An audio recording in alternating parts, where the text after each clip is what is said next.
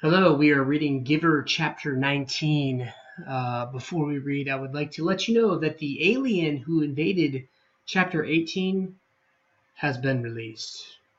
Giver chapter 19. Jonas glanced at the clock. There was so much work to be done, always, that the Givers seldom simply sat and talked the way they just had. "I'm sorry I wasted so much time with my questions," Jonas said. "I was only asking about release because my father is releasing a new child today, a twin. He has to select one and release the other one. They do it by weight." Jonas glanced at the clock. "Actually, I suppose he's already finished. I think it was this morning." The Giver's face took on a solemn look. "I wish they wouldn't do that," he said quietly, almost to himself. "Well, they had the two identical people. They can't have two identical people around. Think how confusing that would be." Jonas chuckled. "I wish I could watch," he added, as an afterthought. He liked the thought of seeing his father perform the ceremony, and making the little twin clean and comfy. His father was such a gentleman. "Well, you can watch," the Giver said. "No," Jonas told him. "They never let children watch. It's very private." "Jonas," the Giver told him, "I know that you read your training instructions very carefully. Did you remember that you were allowed to ask me anything?" Jonas nodded. "Well, yes, but—" "Jonas, when you and I have finished our time together, you will be the new receiver. You can read the books. You'll have the memories. You'll have access to everything. It's part of your training. If you want to watch the release, you simply just have to ask." Jonas shrugged. "Well, maybe I will then, but it's too late for this one. I'm sure it was this morning." The Giver told him then something that he had not known. "All private ceremonies are recorded.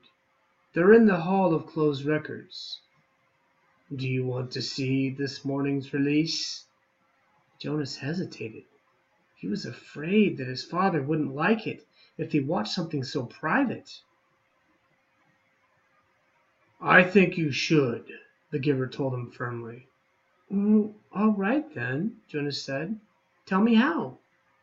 The Giver rose from his chair, went to the speaker on the wall, and then clicked the switch from off to on. The voice spoke immediately. "Yes, receiver. How may I help you?" "I would like to see this morning's release of a twin." "One moment, receiver. Thank you for your instructions."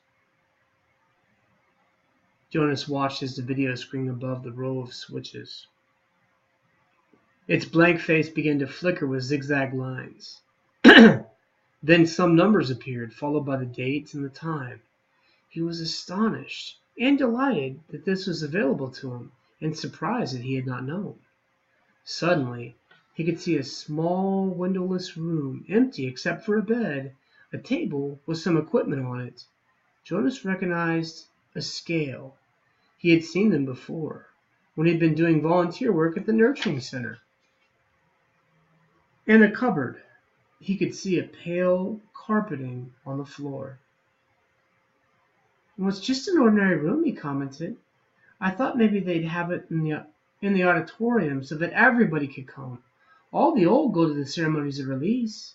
But I suppose that's when it's just a newborn. They don't—" "Shh," the Giver said, his eyes on the screen.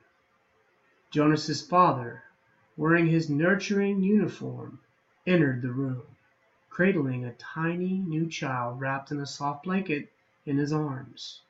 A uniformed woman followed through the door, carrying a second new child wrapped in a similar blanket.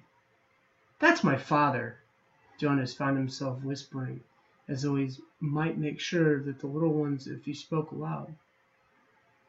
"And the other nurturer is his assistant. She's still in training, but she'll be finished soon." The two nurturers unwrapped blankets and laid the identical newborns on the bed. They were naked. Jonas could see that they were males.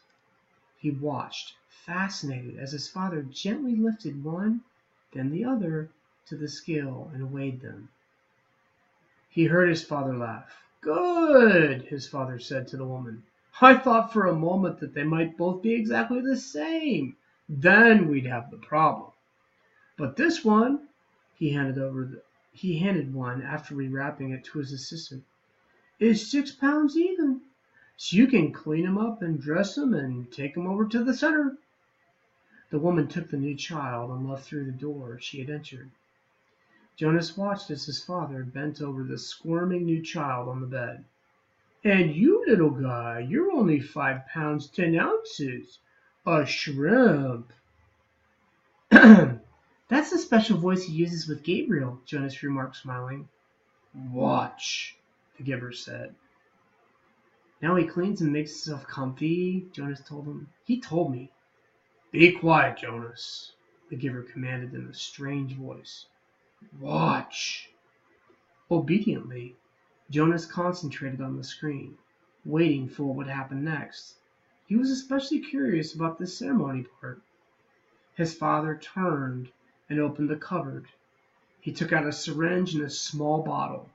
Very carefully, he inserted the needle into the bottle and began to fill the syringe with the clear liquid. Jonas winced sympathetically. He had forgotten the new children had to get shots. He hated shots himself, though he knew that they were necessary. To his surprise, his father began carefully to direct the needle to the top of the new child's forehead, puncturing the place where the fragile skin pulsed. The newborn squirmed and wailed faintly. "Why is he—" "Shh," the giver said sharply. His father was talking, and Jonas realized that he was hearing the answer to his question he had started to ask. The special voice, his father was saying, I know, it hurts, little guy, but I have to use a vein, and the veins in your arms are just too teeny-weeny." He pushed the plunger very slowly, injecting the liquid into the scalp vein until the syringe was empty. "All done. Now that wasn't too bad, was it?" Jonas heard his father say cheerfully. He turned aside and dropped the syringe into the waste receptacle. "Now he cleans up and makes him comfy," Jonas said to himself, and aware that the giver didn't want to talk during the ceremony. As he continued to watch, the new child, no longer crying, moved his arms and legs in a jerking motion. Then he went limp. His head fell to the side, his eyes half open, and he was still. With an odd, shocked feeling, Jonas recognized the gestures and posture and expression. They were familiar. He had seen them before, but he couldn't remember where. Jonas stared at the screen, waiting for something to happen, but nothing did. The little twin lay motionless. His father was putting things away, folding the blanket, closing the cupboard. Once again, as he had on the playing field, he felt the choking sensation. Once again, he saw the face of the light-haired, bloodied soldier as he lifted his soldier as life left his eyes. The memory came back. "He killed it! My father killed it!" Jonas said to himself, stunned as he was realizing. He continued to stare at the screen numbly. His father tidied the room. Then he picked up a small carton that lay waiting on the floor, and he set it on the bed and lifted the limp body into it. He placed the lid on tightly. He picked up the carton and carried it to the other side of the room. He opened a small door in the wall. Jonas could see darkness behind the door. It seemed to be the very same sort of chute to which trash was deposited at school. His father loaded the carton containing the body into the chute and gave it a shove. "Bye-bye, little guy," Jonas heard his father say before he left the room. Then the screen went blank. The giver turned to him. Quite calmly, he related. When the speaker notified me that Rosemary had applied for release, they turned on the tape to show me the process.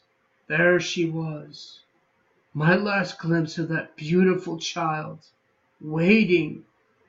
They brought in the syringe and asked her to roll up her sleeve. You suggested, Jonas, that perhaps she wasn't brave enough? I don't know about bravely, what it is, what it means, but I do know that I sat there, numb with horror, wretched with helplessness. And I listened as Rosemary told them that she would prefer to inject herself. And then she did so. I didn't watch. I looked away. The giver turned to him. Well, there you are, Jonas. You were wondering about release, he said in a bitter voice. Jonas felt a ripping sensation inside himself, the feeling of terrible pain clawing its way forward to emerge in a cry.